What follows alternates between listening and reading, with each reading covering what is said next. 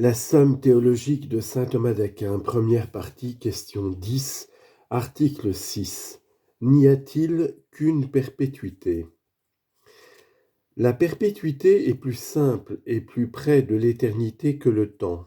Or, le temps est un, donc à plus forte raison la perpétuité. Sommaire du corps de l'article. Il y a plusieurs perpétuités en ce sens qu'il y a plusieurs êtres perpétuels, mais il n'y en a qu'une comme mesure de cette sorte de durée, c'est celle qui s'applique au premier être perpétuel, le plus simple de tous. Explication.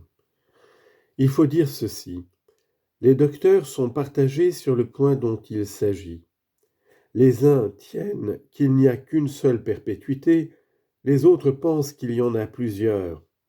Lesquels sont dans le vrai? Voilà ce qu'il faut examiner. Comme nous parvenons à la connaissance des choses spirituelles par les choses temporelles, nous devons étudier dans le temps la nature de la perpétuité.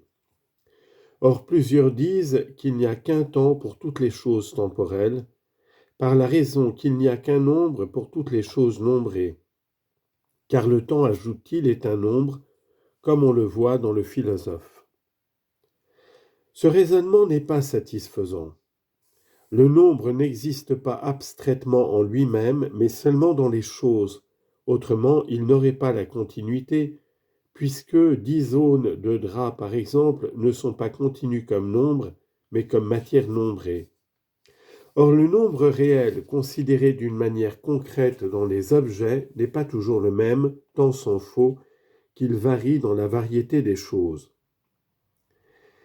Quelques-uns disent aussi que l'unité du temps trouve sa cause dans l'unité de l'éternité. Sur ce sentiment, comme l'éternité est le principe de toute durée, toutes les durées sont une, si on les considère dans leur principe.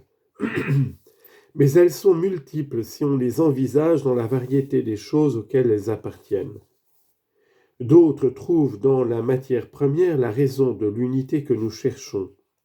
Car la matière première, disent-ils, est le premier sujet du mouvement dont le temps forme la mesure. Ces deux explications n'expliquent rien. Pourquoi? Parce que les choses qui ne sont une que dans leur principe ou dans leur sujet ne sont pas une d'une manière absolue, mais relativement. D'où vient donc l'unité du temps? Elle vient du premier mouvement, le plus simple de tous, qui pour cela même les mesure tous, comme on le voit dans la métaphysique d'Aristote. Ainsi, le temps est à ce premier mouvement non seulement ce que la mesure est à la chose mesurée, mais ce que l'accident est au sujet, et sous ce rapport il en reçoit l'unité. Plus il est aux autres mouvements seulement ce que la mesure est à la chose mesurée, et sous ce rapport il ne se multiplie point par leur multiplicité, car une seule mesure peut mesurer une multitude de choses. Cela posé, disons qu'il y a deux opinions sur les substances spirituelles. Quelques docteurs enseignent que ces substances, toutes d'après Origène, un grand nombre selon d'autres, sont sorties de la main créatrice dans une certaine égalité de nature et de perfection. D'autres pensent au contraire qu'elles ont procédé de Dieu selon les degrés d'une progression hiérarchique. Ainsi, Denis le philosophe en assigne 3 catégories dans chaque ordre, les supérieures, les moyennes et les inférieures. Eh bien, si l'on admet le premier sentiment, il faut dire qu'il y a plusieurs perpétuités, parce qu'il y a plusieurs êtres perpétuels qui appartiennent au même ordre et remontent au commencement par leur origine.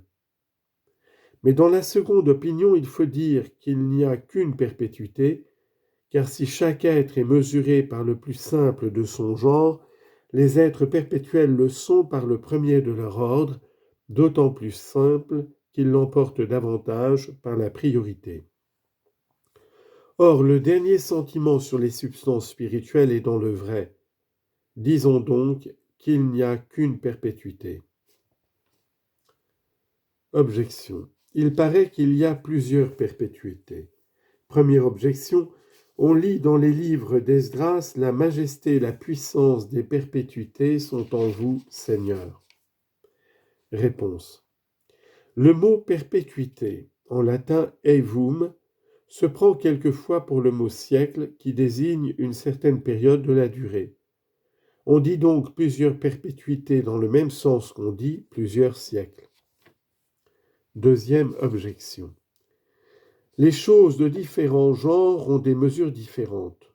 Or, parmi les choses perpétuelles, les unes appartiennent au genre des êtres matériels comme les corps célestes, les autres rentrent dans la catégorie des substances spirituelles comme les anges. Donc, il n'y a pas une seule perpétuité. Réponse. Si les corps célestes et les êtres spirituels diffèrent de nature, ils n'en ont pas moins ceci de commun qu'ils sont immuables. Et c'est par suite de cette analogie qu'ils ont les uns et les autres la perpétuité pour mesure. Troisième objection. Comme la perpétuité est une espèce de la durée, si les choses n'avaient qu'une perpétuité, elles n'auraient non plus qu'une durée.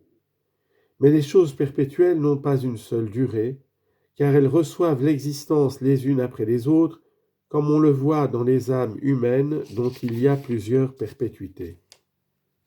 Réponse. Bien que tous les êtres temporels ne commencent pas simultanément, ils n'en sont pas moins tous mesurés par le temps, parce que le premier d'entre eux subit cette mesure de la durée.